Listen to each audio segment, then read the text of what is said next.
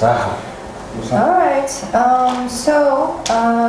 If we could start our interview by talking about why democratic governance is such important, and why did you have to focus on democratic governance in Mongolia through SRBM?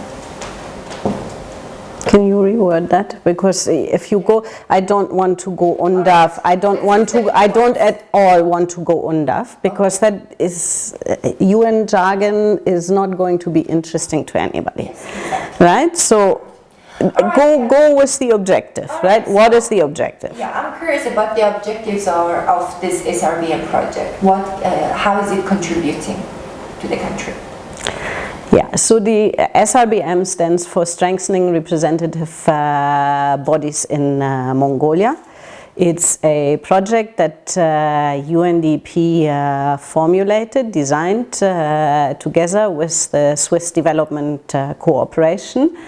Swiss Development Cooperation also being the main funder, generously supporting this project financially.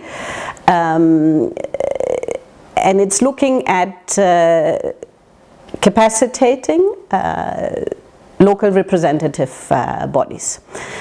The main reason why we started looking at this is because since the 1992 Constitution came into effect, that also marked the emergence of local representative bodies in Mongolia, and they play an important role in Mongolia's democratic governance structure, important part of democracy in Mongolia. But at the same time, they're actually also faced with challenges relating to capacity constraints and financial constraints. And citizens, on the other hand, who these local representative bodies are supposed to represent, are not necessarily well informed about their role and functions, and are hence not in a position to hold citizen hurals accountable.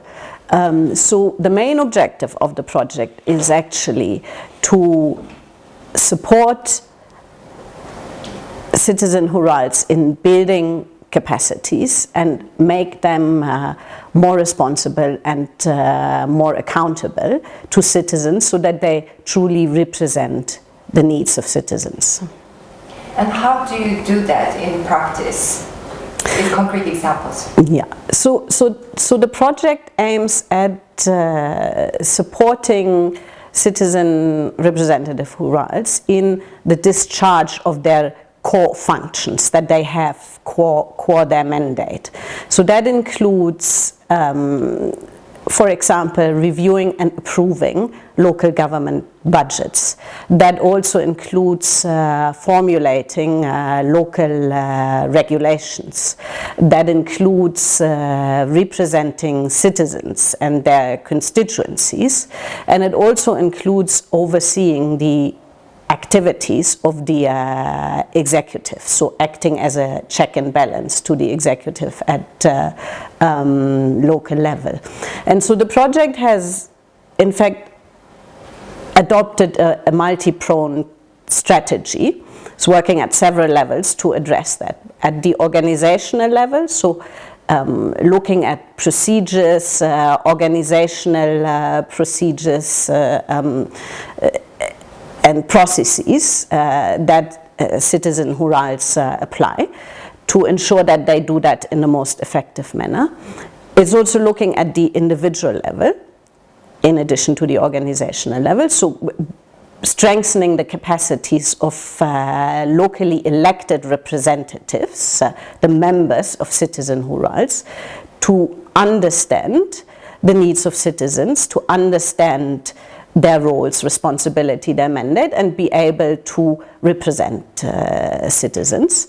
And then lastly, it's also looking at enhancing the legal framework for the local governance system in Mongolia, and in particular looking at the law on administrative and territorial units of governance. I see. So, so far, could you share some of the results of the project?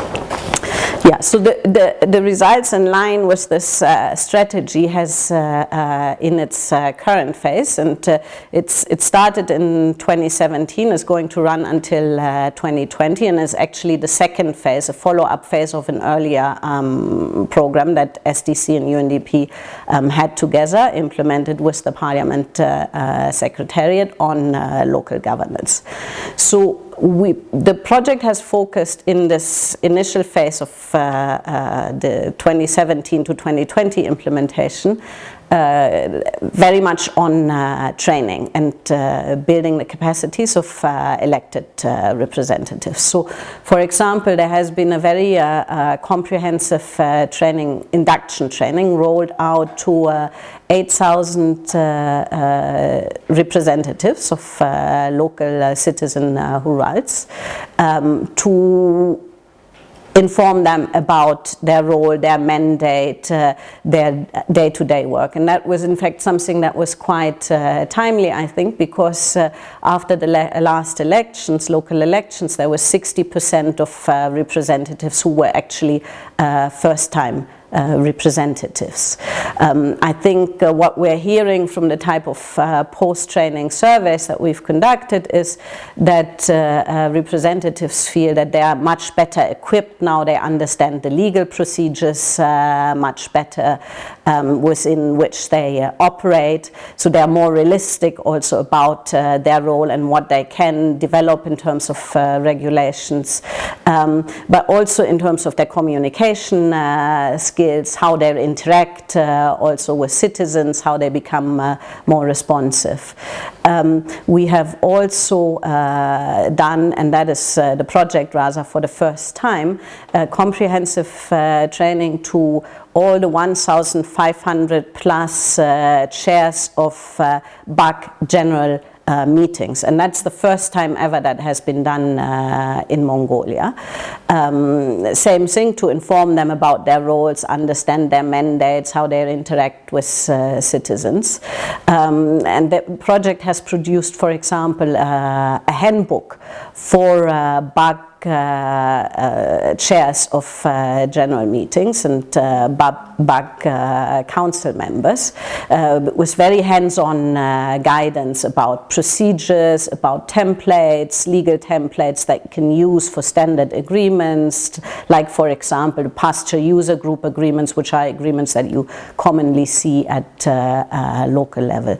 We have also looked at women in particular, and part of the objective of the project is also to enhance women's political representation. So as part of that effort, the project trained 2,000 female representatives from across the country, all IMACs, SUMs, BAC level, etc., on communication skills, on understanding procedures, their mandate, etc.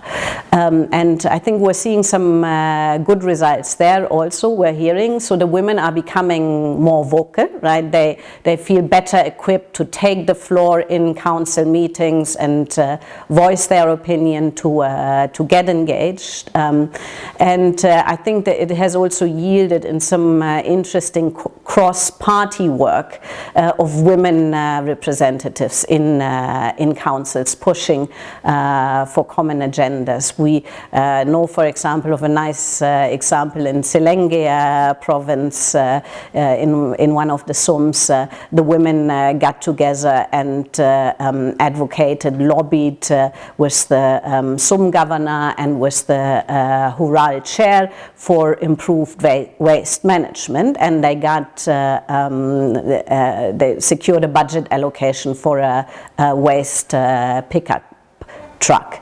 So these are some quite nice concrete examples that the project has yielded so far.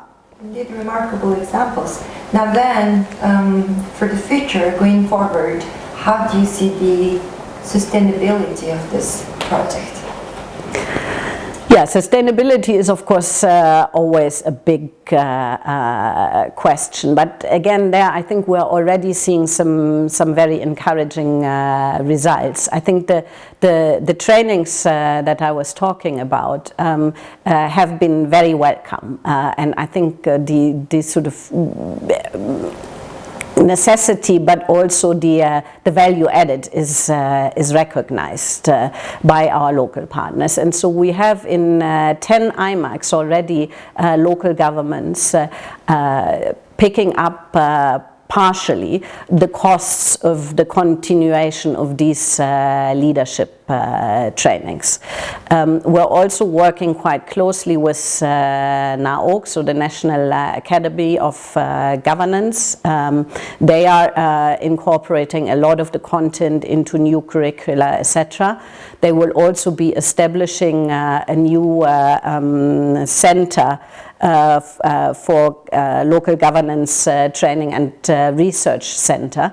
And that center is supposed to become a bit of a hub for local government knowledge and policies.